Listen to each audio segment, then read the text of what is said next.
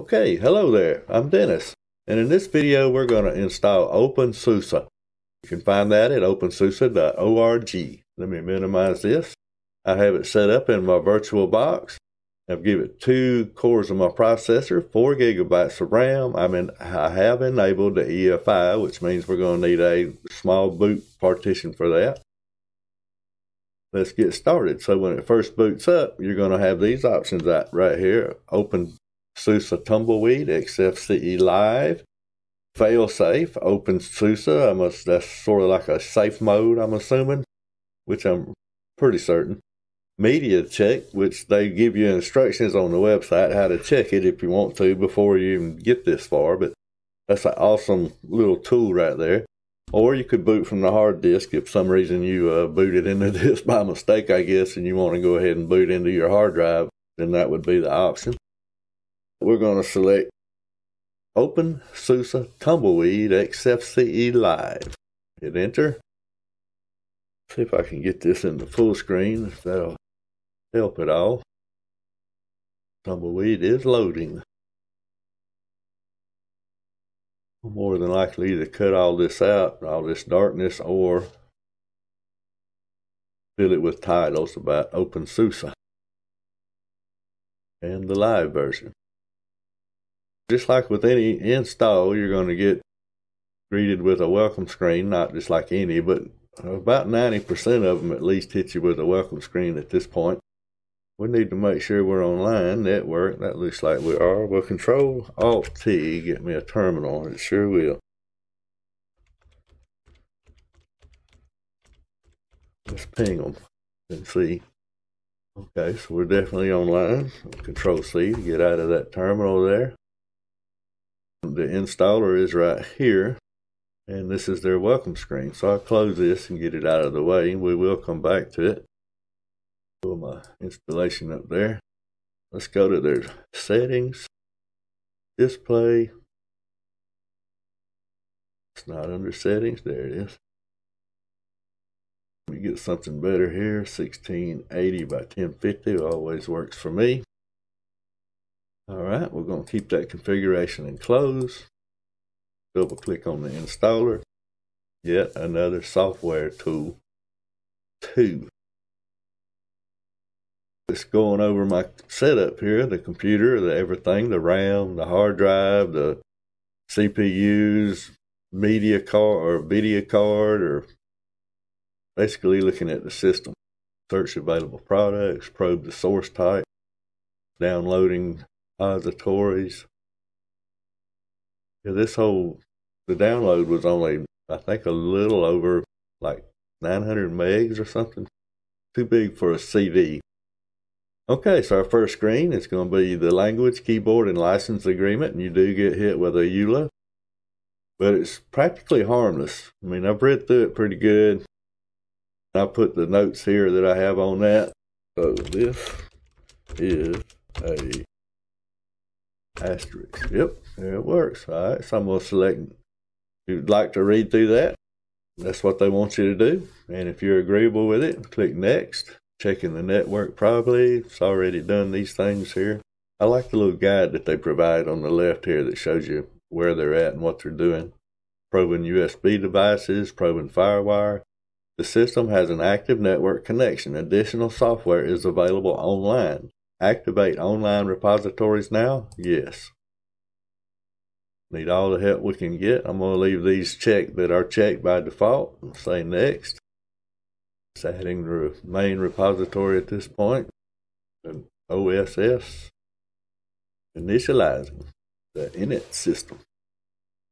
Your first option, once you get through all those checks and it's seeing what hardware, the update, repositories, and the welcome, and the network activation, and the system analysis, and online repositories. Now we're going to get hit with what desktop environment would we like?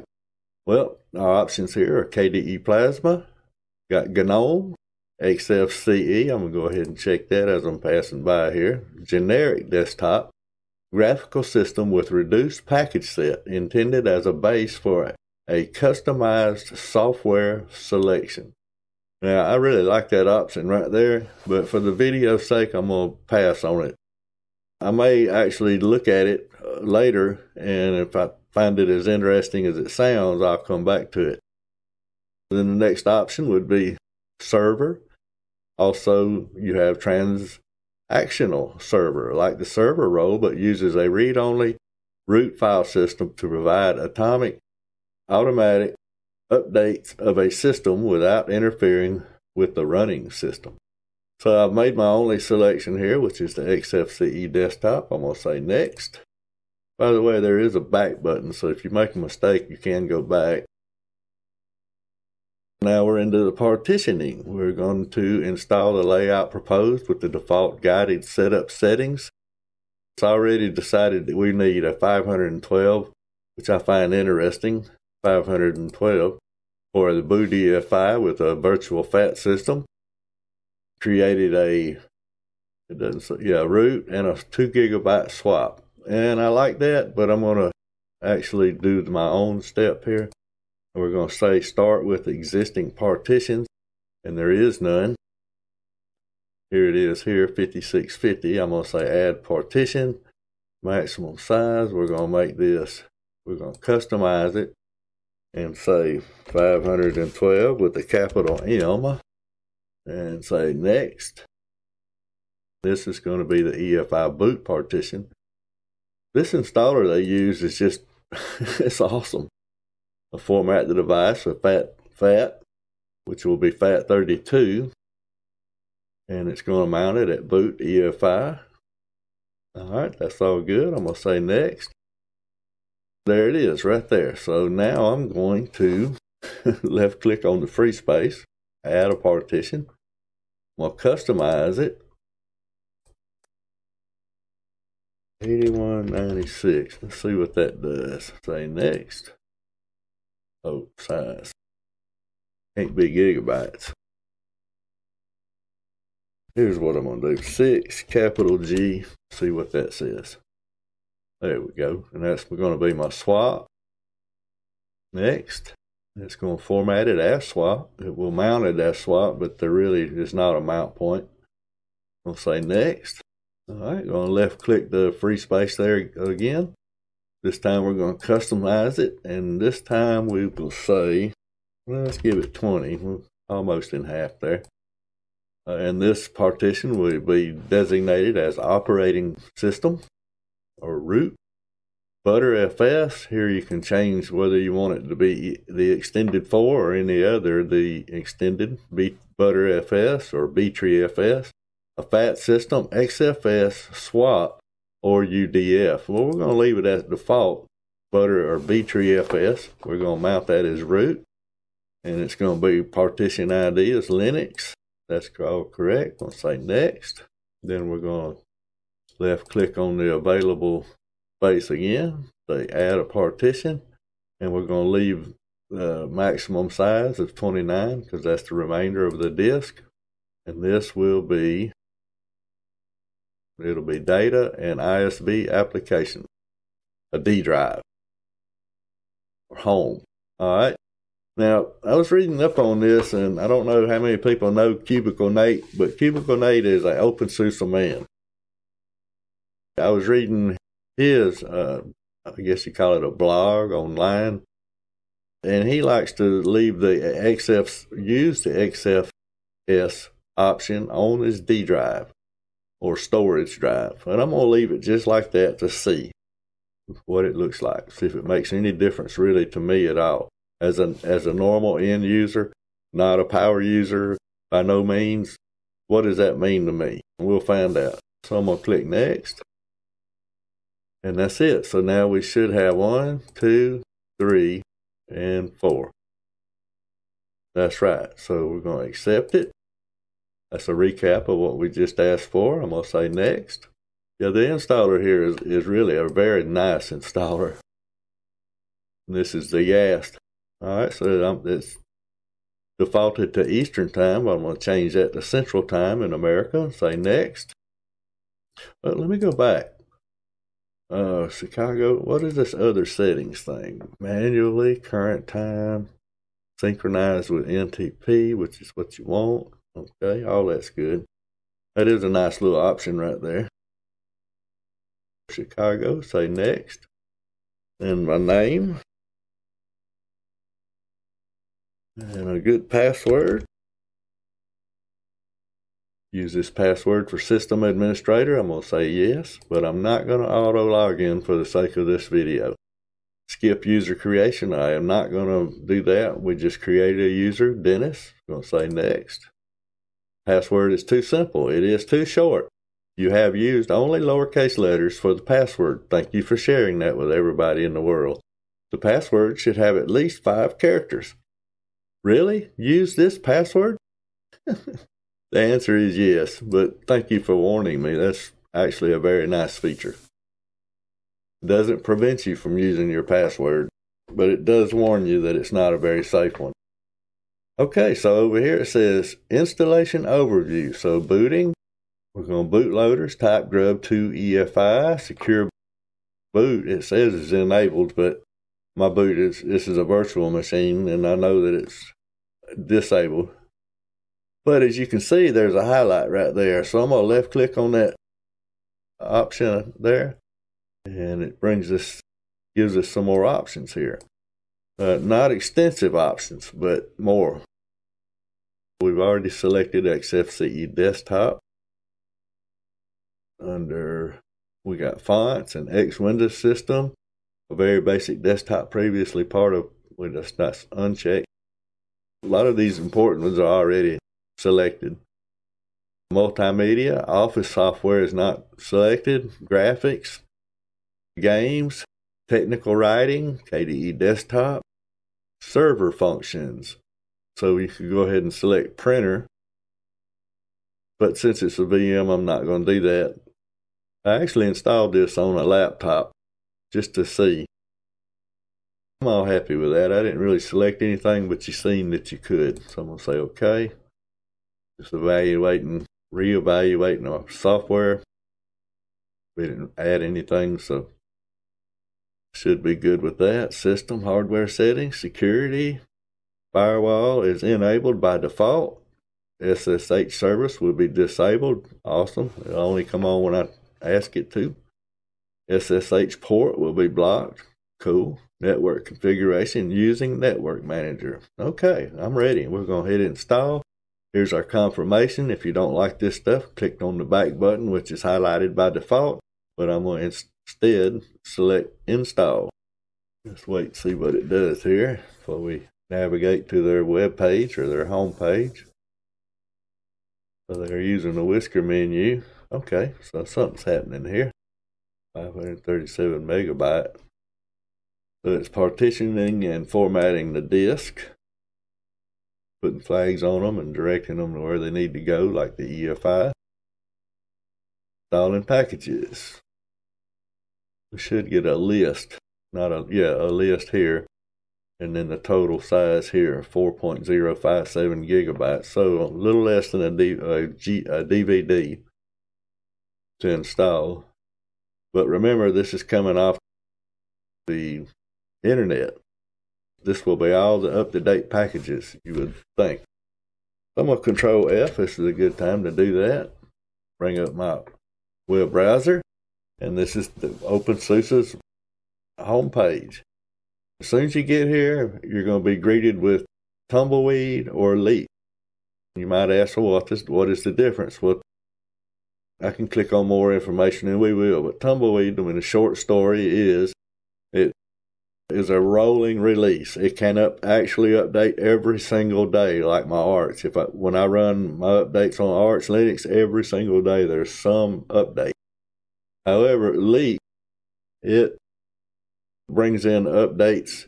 They call it minor updates once a year, and then about every 4 years, 3 to 4 years, they do a major update, so the whole version changes.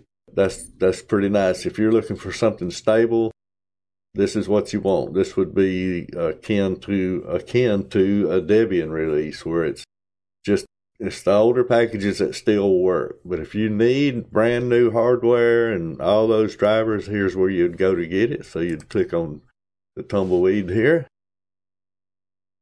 You get carried to this page here where it tells you can learn more or install Tumbleweed. So if you click on Install Tumbleweed, you'll be brought to here. Open up this link, and here's the DVD image they were just talking about. But if you click on the live version over here, which is what I did, I found my Xfce live CD right here, and it's 943 megabytes, just over a CD, but what a waste for a DVD. But a USB works just fine, and that's what we're booting up to, that ISO. So that's how I got the ISO. Let's go back here. The roadmap, this will tell you more about the Tumbleweed and the Leap. Tumbleweed is OpenSUSE's rolling release, which is constantly updated and always at the latest release. I just said all that, I believe. And then the Leap version, a minor release every 12 months, a major release every 36 to 48 months, 3 to 4 years. Their lifetime wiki page. This gives you a more in-depth detail about what they do and what they don't do. It shows you the older ones that have reached their end of life, EOL. That's how I got my live version. So if you come down the bottom of the same page, you'll see OpenSUSE Startup Guide, and when you click on that, it'll open up this, and this is their installation guide. It says OpenSUSE Leap here. There must be a reason. It must work on Leap and Tumbleweed. If you'll just mark this in your favorites, trust me, there is a lot of documentation here. A lot. How long this page is. Your finger would get a callus on it by the time you go all the way down with your wheel. But yeah, very, very good documentation. Installation steps overview. This section provides an overview of all installation steps. Each step contains a link to a more detailed description. It's just wild. There's a lot of stuff in here. I got lost. I kept reading and kept reading. Next thing I know, a couple hours it went by. Very nice. I'll put this in the link. You can count on it, or in the description below. And if I was you, I'd go here and I'd mark this favorite. You don't have to get to it like I did. You can just go straight to it. Very nice. It tells you quite a bit. If you have any questions at all, it will answer it. What else can I say? Let's see. OpenSUSE. Let's go back to their main page. We'll just look at their Leap version real quick. It says right here, learn more. And you'll notice you don't get near as many of the options under the Leap. And that's because it's not much happening. If you click on Install Leap, you come back over here to where we were at under the Tumbleweed. I click on Live. You'll notice there is not an Xfce available in the Leap version, which I thought was peculiar. Go back to their main page. When you go down to the bottom of their home page here, you'll find Open Build Service, our build tool, building all of our packages as well as ones for SUSE, Linux, Enterprise, Arch, Debian, Fedora, Scientific, Linux, Red Hat, CentOS, Ubuntu, and more. CentOS will probably get removed from there next time they update this page. We'll right-click on that and say open up in a different link or page. And here's about the OpenSUSE build service. I'll put this link and description in the comments below. Close out of that. Question and answer. Right-click, go to a new tab. When was the last time you were tested? Learn more, get it, and join. Close out of that. And Yast, right-click, open new tab.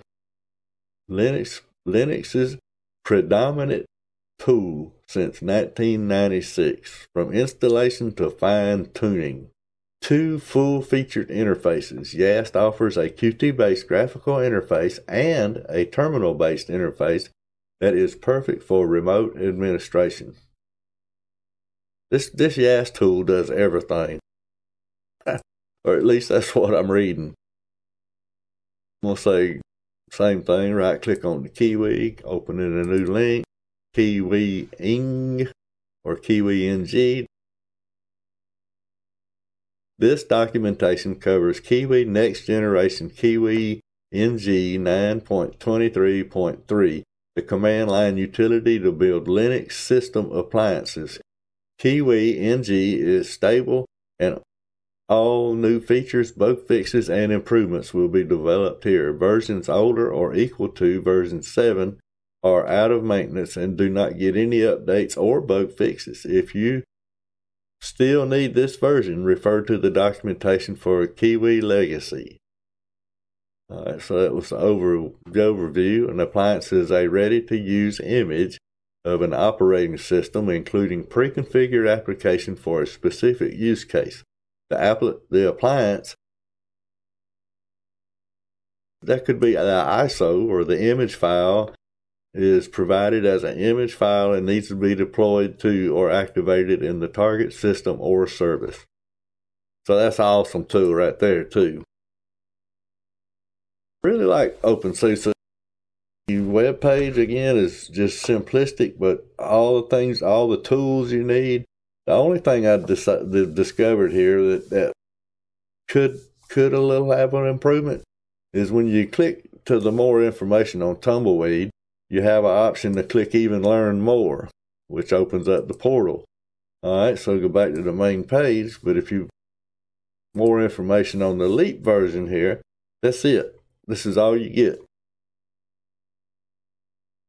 To be honest, I think that they should include that same option here to learn more so that a person can actually compare the two. A new user, granted, OpenSUSE could be arguably not for a new user. I would say that a new user that's interested, jump on it. Don't be afraid of it. Anyway, they're going to need more information. It took me a little while to find out more information about Leap, and I will put a lot of links in the description. I'm going to go back to their main page. We'll minimize this and let's check on our installation here, see where we're at. We still got a long way to go. It's 3.7 gigs still coming in. I'm going to pause the video, so I'll have to get back out of full screen, and I'll pause the video, and I will be back when it gets closer.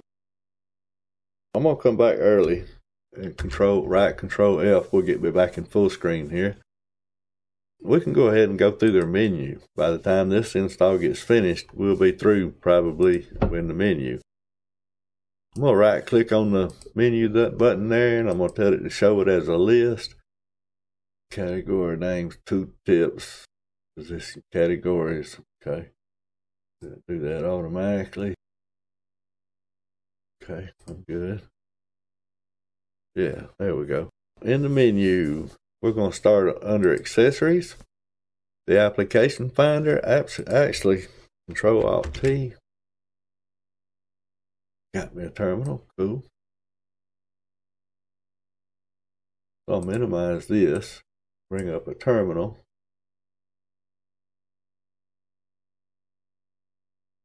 Hopefully I've created now chalkboard basically to include any show notes that may be in here by default.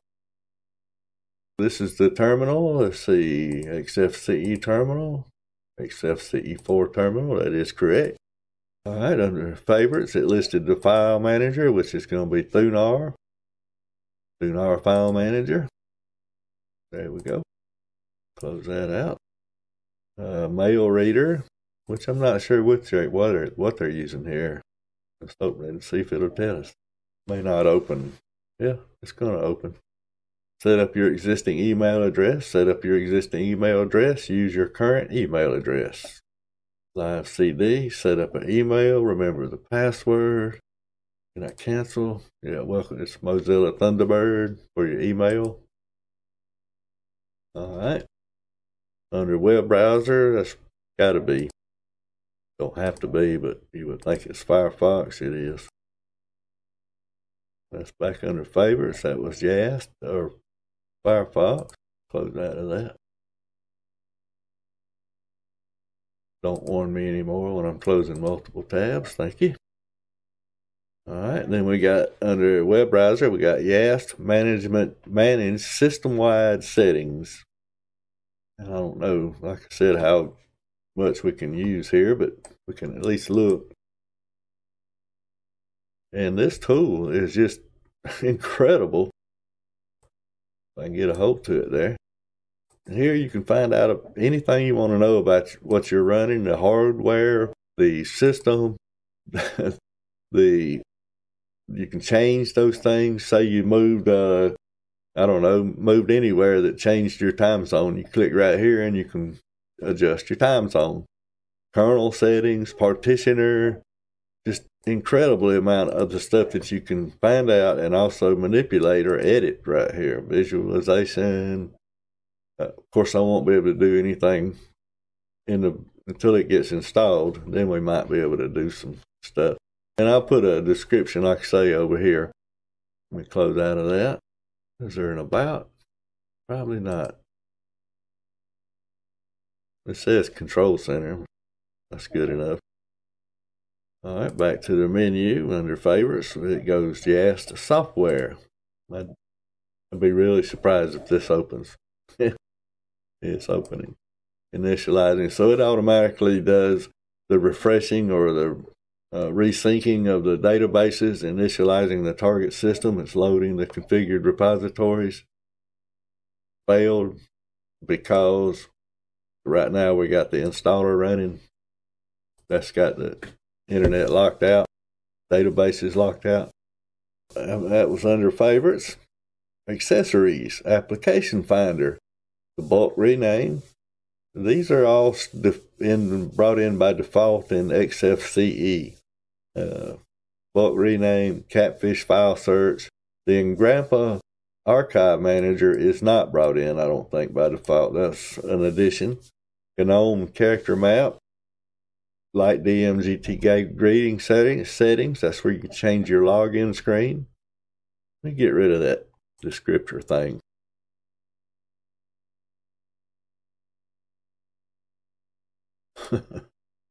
Under accessories again, now we got our Light DMGTK greeter. It didn't change. Hey, gummit. Might get this right here in a second. That did it, I'm sure. All right, Mate Calendar, Menu Editor, which is Libre Menu. Did I say it right this time? Menu Libre. Which is a great program for editing your start menu, but be careful. Menu Editor, Mousepad, Password and Keys, Screenshot, and Thunar File Manager. All right, under Graphics, the Ristretto Image Viewer and Shotwell for managing photos. Ristretto for imaging, looking at them, imaging them. Under Internet, comes with Firefox, Pigeon, Internet Messenger Service, Ramina. I believe that is for connecting with two machines, remotely connecting to two different machines. Thunderbird, that's a mail. Tiger VNC viewer and transmission for your BitTorrent needs. Let's bring up the VNC server. Can't do it right now. All right, that was it under the accessories, I do believe. Yep, under graphics, and then it was under internet and multimedia. We get the Pro Media Player, which is the default player for Xfce, then Praga, and there's a setting right here that we're going to want to adjust. If I just close it out right now, it will not close. You see, it's still right there. So let me open that back up. So even if I close it, it won't disappear. But you go into your preferences, and that may be a preference for you. Minimize under desktop, minimize Praga when closing a window. I'm going to untick that option. Now when I click out of it, it's gone. Or when I close it, it's gone. That's a little, I like doing that tweak. Okay, multimedia, that completes that category. Under Office, we got a dictionary and a document viewer. We don't have a whole bunch of bloated Office software. They leave that up to you to get it, which is awesome. Which you did see that in that installer there where I selected software. Settings. Let's see what this is about. Cannot access installation media. Download Tumble. Also check whether the server is accessible. Download error. Error message cannot resolve host. Retry at least once. It's downloading. It said it couldn't download it. It's definitely still downloading. I don't know. Maybe I got kicked offline for a second. Who knows? Anyway, it appears to be running, downloading. Let's go back to the menu. I was in the office and commenting that there was not a whole lot in here, which is awesome. So far, I find a very minimal install of Xfce and very little bloat, if you will, stuff that other people thought may be important to you. What they did was give you a base system and give you the tools to make it the way you want to make it.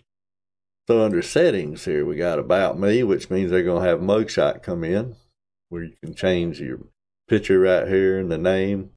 Accessibility, that's for, if you have a blindness or a vision impaired in any way, a hearing impaired. Appearance, Bluetooth, color, this is all in the panel right here. Let's come back to that. System, advanced network configuration tool. Bulk rename is listed also in accessories, I believe. GNOME disk comes in by default. The Light VM GTK greeter settings, that was in accessories, I believe. Task manager. Do file manager, the welcome screen. Xfce terminal, Xterm, and Yast software.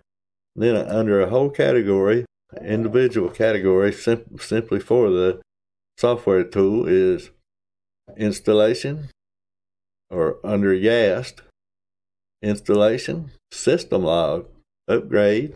So if you're running OpenSUSE, say 5 years from now, and it come up with a major upgrade, just click on this.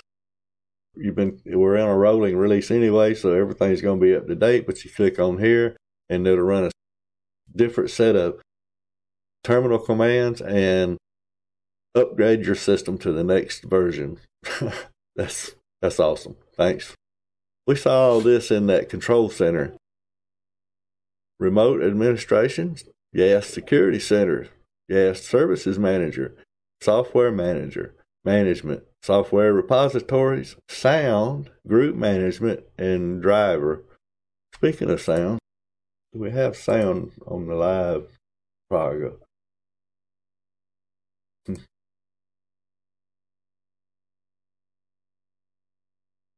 I can get rid of that media player hidden, get rid of that.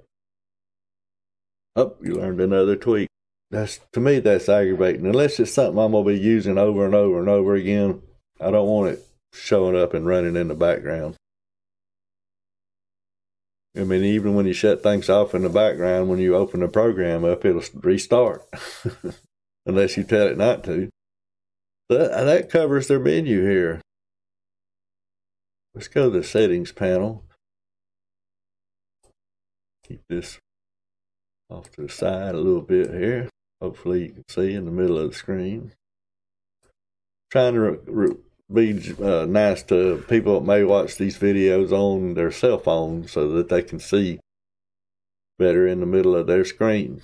Okay, under appearance, let's see what it shows by default. Bird Gecko Dark. Adwaita Dark, that's a Xfce. Eco Dark, I kind of like that. Under icons, where they're using the elementary Xfce Darker. Let's leave them like that. Under fonts, you can change your system fonts right here in the monospace or the default space. DPI settings, we don't need to change that. Under settings, we're going to enable, that won't matter, it'll change itself when it reboots. Panel profiles by default. Screensaver, session, and startup. If you're wanting to reduce the load on your system while you're gaming, for example, you come into here, the session and startup, and it's going to open you up on the general tab. You'll go to application auto start. Here you can just take out a whole bunch of stuff. Be careful, because if you do take out the wrong thing, package update indicator, power manager, screensaver, so you could safely take that out, I think. I do. And just go through here, and if there's stuff in here like printing service or Blueberry or any of that crap that you don't need running because you need the resources, untick them. I used to strip Windows down to nothing in MS Config. Now it's changed. You go to Task Manager to do the same thing, I think. All right, that was Screensaver, Session and Startup, Settings Editor, Workspaces. That's where you can add. They got 2 by default here. Windows Manager Tweaks and Windows Manager, Xfce Terminal Settings, Bluetooth, Color Profiles, Display, Power Manager, Mouse, and Touchpad. They only have 1 by default. That may change with the actual installation. Removable disk drives. They got these 3 ticked, which is what I do as a tweak of my own system. You can change the greeter, which we haven't seen yet. And the Yast, let's see, does that open up the control panel thing? Yeah, control center. This is what we were seeing here individually. Pretty sure. In fact, I'm positive. But it's in categories rather than all in one category. Package update indicator preferences. Restore panel defaults. I passed right by that apparently. That is awesome. You don't know how many times I've messed up my taskbar, deleted it, and before I knew how to do any of that stuff, I was lost, didn't know how to restore or add a new panel. Now I know that you might be able to go into applications here and go to your settings panel and open up the panel, and here you could add one. I didn't know any of that to start with. This is something not available to a Windows user, is being able to have that much tweak power. I just changed Workspaces with the wheel. That covers their settings panel. And I'm going to see just what we're at in the install. We're still only at 76%. So I'm going to pause the video. So in order to do that, I'll have to right Control F, get out of full screen. Okay, so I'm come back. Well, if it's going to reboot, looks like it'd be showing some signs. Let's restart. No, I'll look back, but I'm pretty sure that said the system will restart now. And it was ticked. But that could be a virtual box. Maybe it wasn't picking up a driver or in the Windows world, a DLL, something like that. All right, let's see, let's get my mouse. It's going to log me in under my capital D and my name there. We don't have the guest installed, guest additions. This is going to be settings, display, 1680 by 1050. What happened to it? Apply, keep it, and close.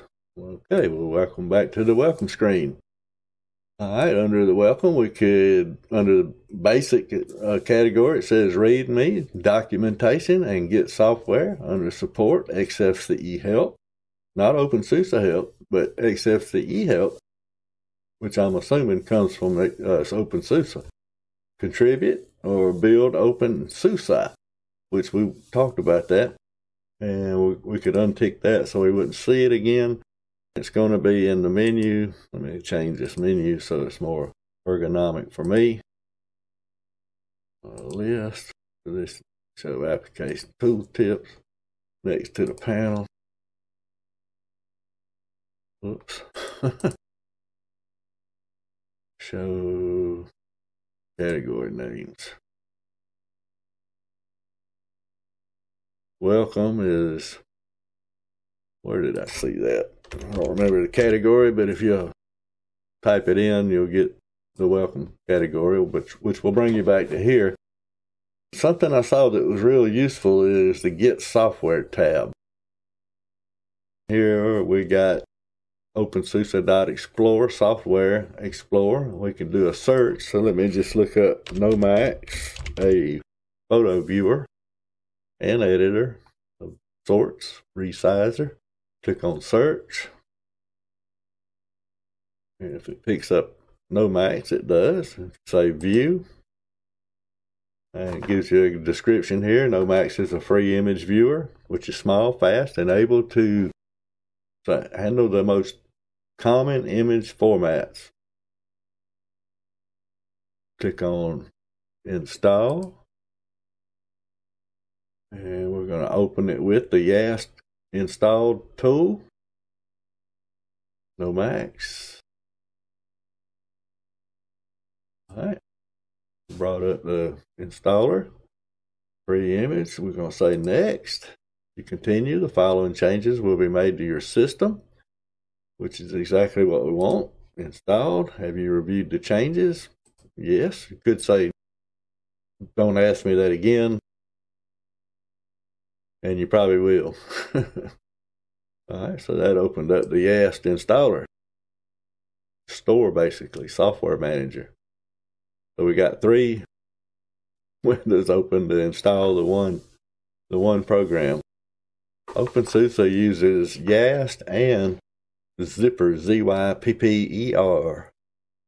We'll demonstrate that in a second here. That was a small program. All right, it says it's installed. Installation was successful. Click finished.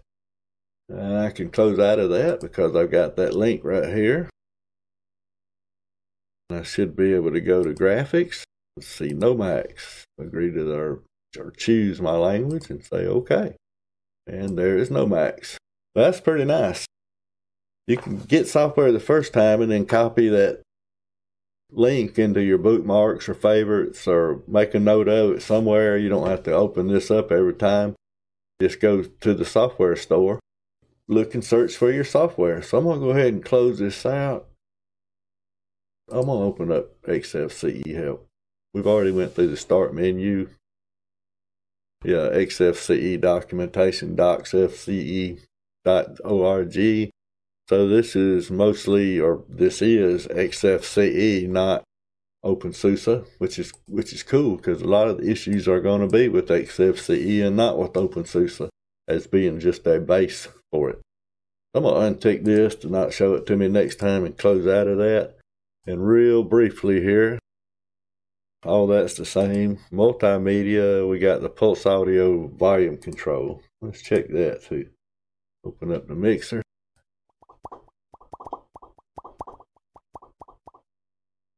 Ding, it works. Let's see what they got for stock here.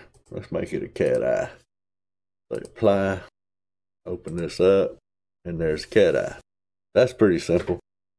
I mean, they did add a few things, and when I made my software selection, that's the reason why they came in, I'm sure. So we went through the start menu. Let's see, do they have any desktop wallpapers besides what we're seeing here? The under wallpapers, OpenSUSE default, that's probably just that one.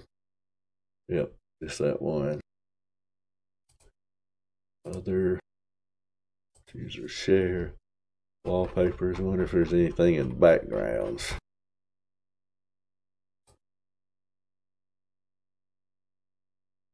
Huh. No backgrounds at all. Or backdrops. We don't have any. Let's just close that out. Close that out. Desktop settings, that would have been icons. We could get rid of those if we wanted to. Change the size of them. Okay, let me bring up a terminal.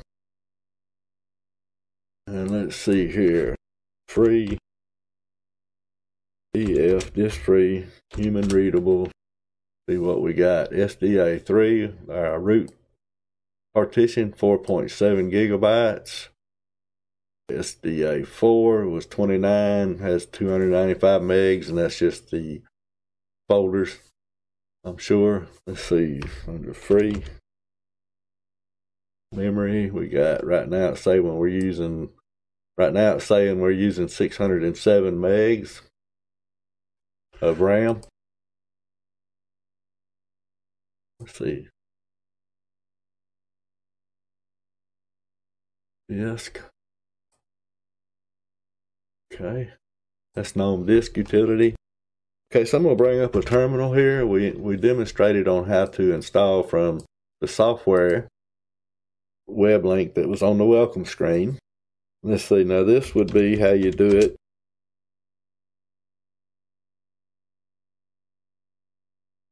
With the terminal command. So we're going to install htop, neo, fetch, and hard info. Press enter.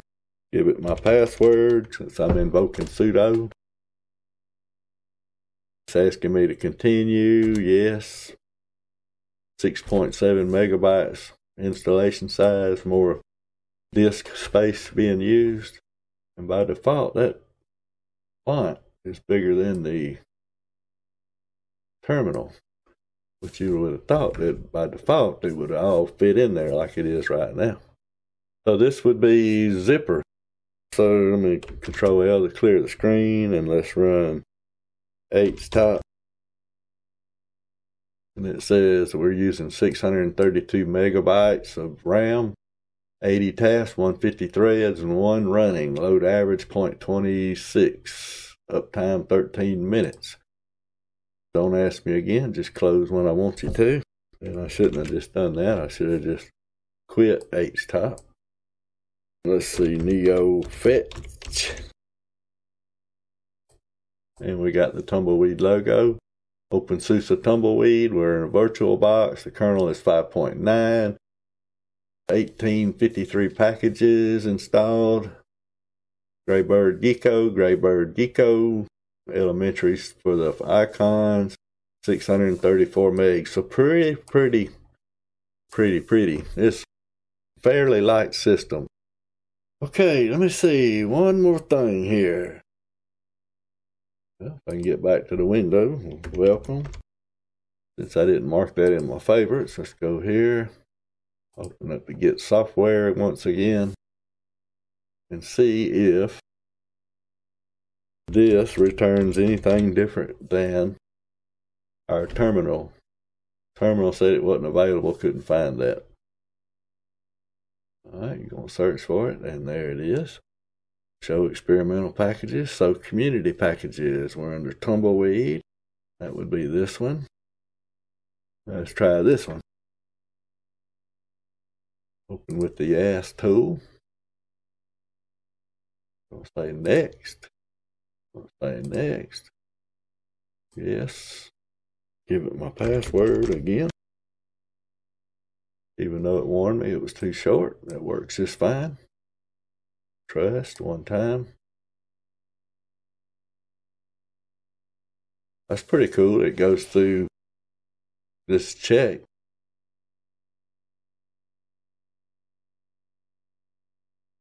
Supported untrusted GP key, yep.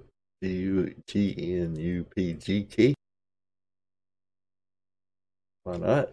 It's in a VM for one thing. Let's open up the Yast installer.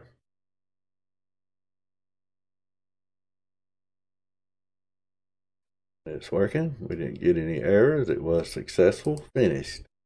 Close out of this. Bring up a terminal. Bring up last command. And bingo, there it is. Nice. So it also reports that we're using 928 megabytes of RAM, although that's probably a little high. I opened up bad.I, I just installed stuff. So yeah, bad.I is available. If you can't find it through the regular zipper installer, try the Git software. I found something right away. Okay, so we went through the menu. That's about all I can say. This was OpenSUSE Xfce Live installer. I think it's a very nice system. It seems to be very secure. Shout out to Cubicle Nate. Peace, brother. Hope everything's good for you. Alright, well, I'm going to close this video. Right Control F to get me out of full screen here, which was a mistake because I got to get to the off button. And I'll talk to you on the next video. Peace. Bye.